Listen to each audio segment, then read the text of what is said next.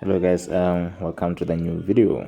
This is going to be the first video of this year. I know I've been absent for quite some time, but yeah, I'll try and give you guys videos. I cannot promise that I'll be back for good, but yeah, let's get started. So I'm just gonna run quickly through the US30 and see if we can get any trading opportunities for this week.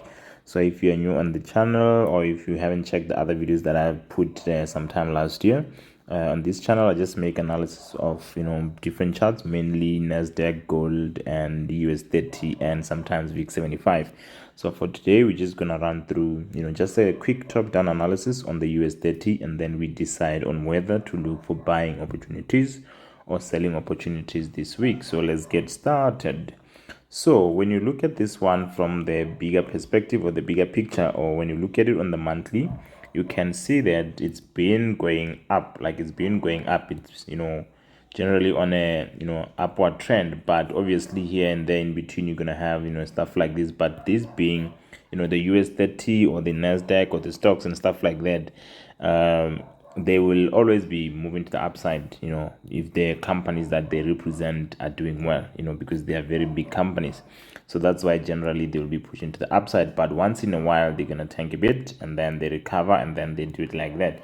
So with this one, we can see that recently it has pushed beyond this point, and this was the all-time high. This was the all-time high.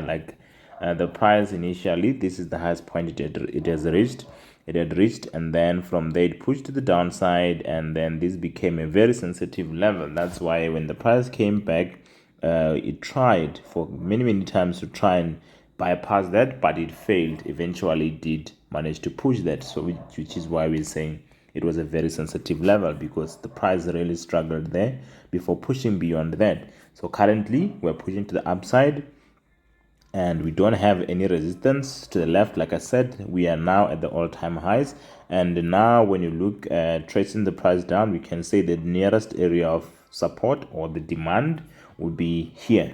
So meaning we don't have to predict that the price, just because we're marking the support, does not mean that we are saying that the price has to come down here. We're just saying that should it happen that you can see here in between, we'll always have stuff like that. Should it happen that the price starts moving to the downside, this is a level where you can look for buying opportunities, because it's a very strong level. Why am I saying that? Like I said, it already, it's the one that pushed the price beyond this. It's the one that after forming, it pushed the price beyond that. So it's a very strong level.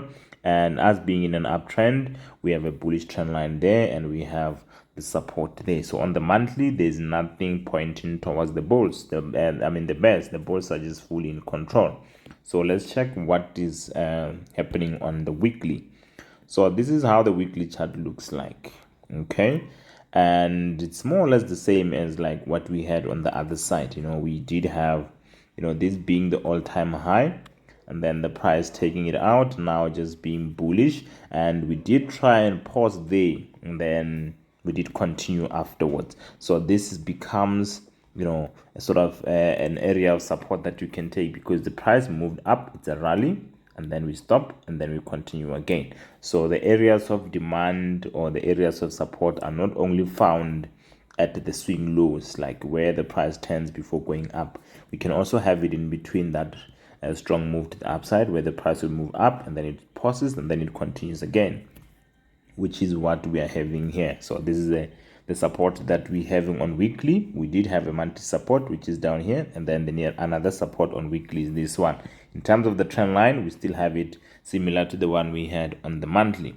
So we're still going to the upside. So this is the one that you will take if you're someone that's trading on weekly. If you're trading on monthly, you will have to wait for your monthly zone. I doubt there's anyone that's doing it here, but yeah, I'm just saying if you're doing it on weekly, you'll have to use the structure on your time frame. If you're doing it on monthly, use the structure on your time frame. If you're doing it on H4, use the structure there. So on weekly, straight bullish. The nearest support here, we don't have any resistance, because we don't have any charts, any information to the left at this level. Everything is just lower than that. So we're just going to the upside with the nearest support being there, giving us the area that we can search for trades should the price go back there. We're not saying it has to go down, but should it go down, you will have to try and search for something there. Now this is what we are having on daily. This thing has been going up like crazy, right? So now this is what we're having on daily. It's the same thing. Daily is also in an uptrend, and then we also have this pause here, but that one we can ignore it for now because we haven't pushed enough to the upside. We're still playing around the same level, which means for now you can just focus on this one and say you are having this level there. The price is pushing up. If you're looking for trading opportunities, like I said, you're just looking for areas where you can buy. We can't be talking about selling because of what? Everything is pointing to the upside. So you want to buy from those areas that are sensitive, which is your area of demand or your support or your bullish trend line. So in this case, we don't have I think we'll find something on when you're going to the H4, because here we are also just going to the upside. It's not even giving you a chance to enter. Now let's check what we have on H4. So this is the structure that we have on H4. Okay, on H4, if we can just break it down quickly, the price was bullish, moving up, bullish, and then eventually this bullish trend line was taken out and this support was taken out, which means H4 became bearish. And then if it became bearish, this is the level that caused all of that, because this is the level that pushed the price down, breaking the support and breaking the trend line. So which means we became bearish because of this guy. When the price went down to it, you were allowed to search for the selling trades there, and you can see the price did react to at least somewhere there. I don't know if that was going to be enough for you to move to break even, but it did react there because of what? It was a very sensitive level, and then eventually it pushed beyond it.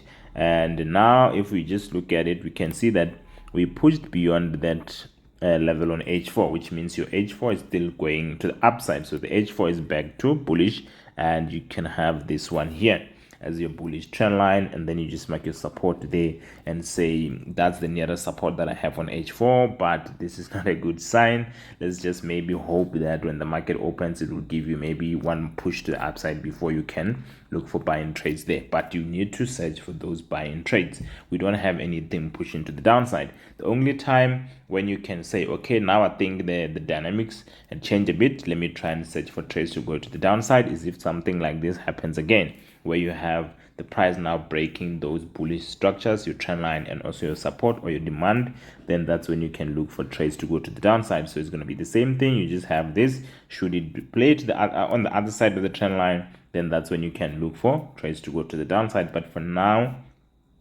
on US30, there's nothing that is pointing towards the bears, at least until the H4. I don't know what's happening on the other time frames, so we're gonna have to wait and see if we they are also saying the same thing. So this is our H1, right? The H1 is definitely going upside, and we have the bullish trend line there, and we have our area of support. So everything is pointing up. You just need to wait for that opportunity for you to join the bulls. Just because you don't have any trades on your weekly does not mean that when you're going to the smaller time frames you won't find anything. So if you're trading on H1, you're just waiting for the price to move towards this support or this trend line, then you're pushing up. If it happens that the price gets here, maybe it gives you a bullish pin bar or it gives you a bullish engulfing. That's a sign that the bulls are kicking in, and then you can use that to anticipate a reversal, and this being your TP1. Right? But if it happens that the price comes down, when it gets there, it's not giving you anything, you just wait and see how it reacts. I think a good sign would be a bullish rejection candlestick or a bullish engulfing. If you don't get any of that, it means the price has a chance of doing what? Of breaking this and playing to the other side, which is what we said. Should that happen, you will then change towards downside and say, I just have to focus on this level that caused all of that, so that I can try and search for trades to go to the downside. But if that doesn't happen, we don't break this trend line or we don't break the support, there's no way you can talk about taking a sell trade, unless if you're trading the smaller time frames and they're giving you a chance to ride this to the downside, then you can take a chance there. So let's do one more time frame, which is the M15. I don't want to go lower than this. So this is our M15, which is also bullish, and we have a bullish trend line there. So it's the same concept. You can see whether I'm doing H4, H1, M15, weekly, monthly, doesn't matter. I'm still approaching it the same way. So here on M15, the price is going to the upside, but there's quite a lot of pauses there that we took out, but the trend line is still holding, and this being the zone that is at the swing low is stronger than those ones at the pause, and the price is still playing around the trend line, and it gave us these two bullish pin bars. But the problem is it gave you the two bullish pin bars, but it didn't break above them. So remember, when you're giving us a pin bar, you need to break the range of that, then we can see that you're kicking in this case. You just gave us this, but you never went above that, so you're just playing in between this. This is what you're gonna do. You're gonna put a horizontal line there and then another one there. You can go with the buy stops above that. Should the price then now play below this, it means what you were seeing as a potential confirmation for you to enter we have been invalidated. So just for now, you're just waiting for the market to open and see how the price is gonna react between these two lines. You can have a buy stop above because the price has a chance to break that and respect the trend line and continue going up. If it comes this side, you still need to wait because now there will be a chance that it can take out this. Then that's when we can talk about you looking for trades to go to the downside. So I think we can end it here, guys. So that's something that you can look out for. I tried to give you, from the higher time frame to the smaller time frame, so that you know what to do on whatever time frame that you're trading on. That this is what you can expect this week. So I'm gonna end it here, guys. I'll see you in the next video. Thank you.